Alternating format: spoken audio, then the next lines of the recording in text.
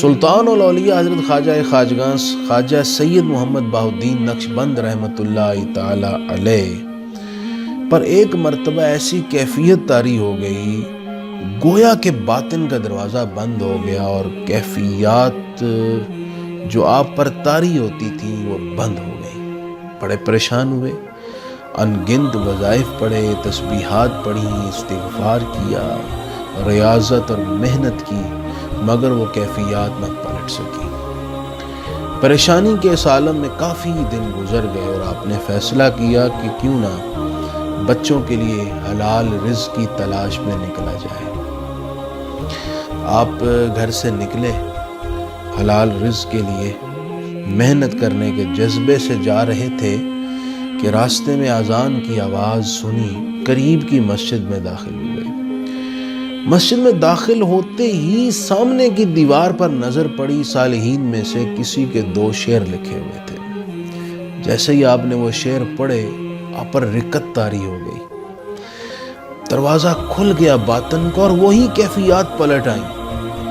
آپ اپنی زندگی میں اکثر یہ اشعار پڑھا کرتے تھے، بلکہ آپ نے وصیت بھی فرمائی تھی کہ میرے جنازے کے آگے آگے یہی شعر پڑھے جائیں۔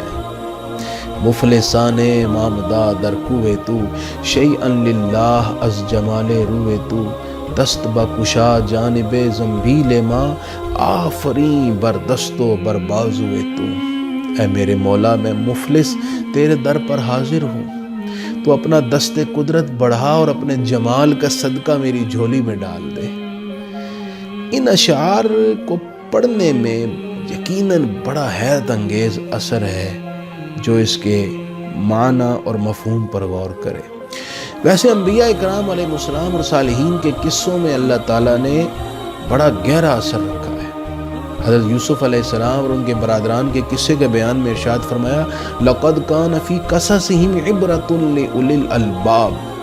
انبیاء اکرام کے قصوں میں عقل والوں کے لیے بڑا ہی سبق اور عبرت ہے۔ تاجدار تصوف حضرت جنید بغدادی رحمۃ اللہ تعالی علیہ فرماتے ہیں کہ مشائخ کی حکایات خدا کے لشکروں میں سے لشکر ہے۔ عارفین اور صالحین کے اسرار زندہ رہتے ہیں، ان کے ذکر سے اجڑی روحیں آباد ہوتی ہیں اور ویران سینے شاداب ہوتے ہیں۔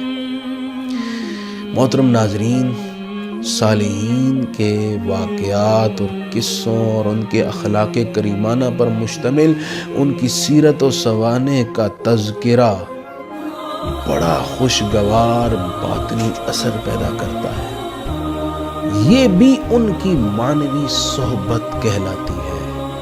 جس طرح ان کی ظاہری صحبت بہت کم وقت میں تبدیلی رونما کرتی ہے، یوں ہی ان کی یہ معنوی صحبت بھی کریکٹر میں اور باطن میں حیرت ناک انقلاب برپا کر دیتی ہے۔